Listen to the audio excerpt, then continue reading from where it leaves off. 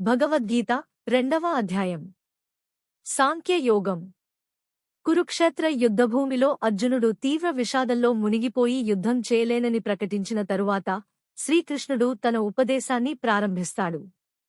ఈ అధ్యాయం భగవద్గీతలో అత్యంత ముఖ్యమైనది. ఎందుకంటే ఇక్కడే జీవితం, ఆత్మ, కర్తవ్యంపై ఉన్న మహత్తర సత్యాలను శ్రీకృష్ణుడు అర్జునునికి తెలియజేస్తాడు. శ్రీకృష్ణుడు మొదట అర్జునుని బలహీనతను ప్రశ్నిస్తాడు. ఇలాంటి క్లిష్ట సమయంలో ఈ నిరాశ, ఈ బలహీనత నీకు తగదు అని చెప్పి అతన్ని ధైర్యంగా ఉండమని ప్రేరేపిస్తాడు.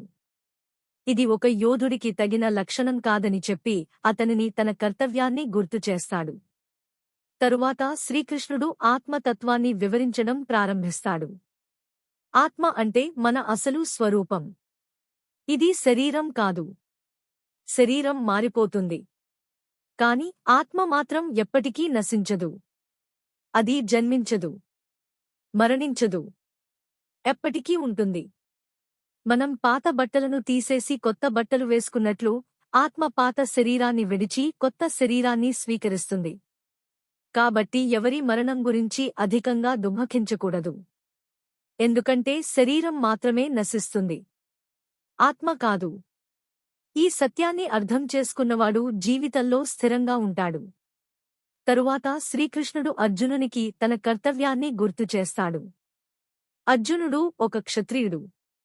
అతని ధర్మం యుద్ధం చేయడం, ధర్మాన్ని రక్షించడం, ధర్మయుద్ధంలో పాల్గొనడం అతని బాధ్యత. కాబట్టి యుద్ధం చేయకుండా ఉండటం అతనికి తగదు. అతను చెబుతాడు, నీ కర్తవ్యాన్ని చేయి, కానీ ఫలంపై ఆశ పెట్టుకోకు. ఇది భగవద్గీతలో అత్యంత ముఖ్యమైన బోధన. మనకు పని చేయడం మాత్రమే హక్కు. ఫలితం మన చేతుల్లో ఉండదు. ఫలాన్ని ఆశిస్తూ పనిచేస్తే మనం నిరాశకు లోనవుతాం. కాని ఫలాపేక్ష లేకుండా పనిచేస్తే మనసు ప్రశాంతంగా ఉంటుంది. ఈ విధంగా పనిచేయడాన్నే కర్మయోగం అంటారు. తరువాత శ్రీకృష్ణుడు సమబుద్ధి గురించి చెబుతాడు.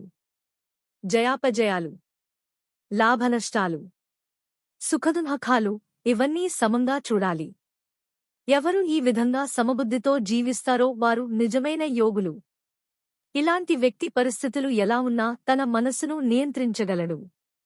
తరువాత శ్రీకృష్ణుడు స్థితప్రజ్ఞుడు అనే భావాన్ని వివరించుతాడు. స్థితప్రజ్ఞుడు అంటే ఎవరు?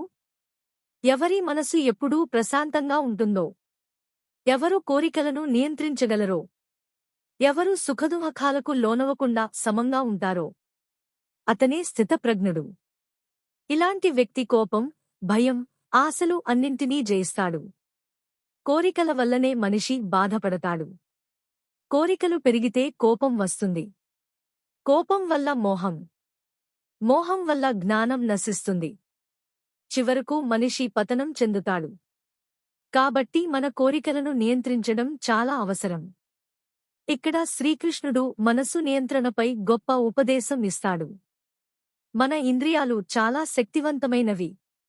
అవి మనసును బయట విషయాల వైపు లాగుతాయి. కాని వాటిని నియంత్రించి మనసును స్థిరంగా ఉంచగలిగితే మనం శాంతిని పొందగలుగుతాం. ఎవరు తమ ఇంద్రియాలను జయిస్తారో వారు నిజమైన జ్ఞానులు. తరువాత శ్రీకృష్ణుడు ఒక గొప్ప ఉపమానం చెబుతాడు. ఎలాగైతే నదులు సముద్రంలో కలుస్తున్నా సముద్రం ఎప్పుడూ నిండిపోదో, అలాగే కోరికలు మన వద్దకు వచ్చినా వాటితో కలవరపడని వాడు నిజమైన శాంతిని పొందుతాడు. ఇది చాలా లోతైన బోధన. మన జీవితంలో ఎన్నో ఆశలు, కోరికలు వస్తుంటాయి. కాని వాటికి బానిస కాకుండా మనసును నియంత్రించగలిగితేనే నిజమైన ఆనందం లభిస్తుంది. చివరగా శ్రీకృష్ణుడు చెబుతాడు, ఈ విధంగా సమబుద్ధితో, జ్ఞానంతో జీవించేవాడు చివరకు మోక్షాన్ని పొందుతాడు. ముగింపు. ఇదే భగవద్గీత 2వ అధ్యాయం సాంఖ్య యోగం. ఈ అధ్యాయం మనకు జీవితం యొక్క అసలు సత్యాన్ని నేర్పుతుంది. మనము ఎవరో, మన కర్తవ్యమేమిటో, మనం ఎలా జీవించాలో స్పష్టంగా తెలియజేస్తుంది.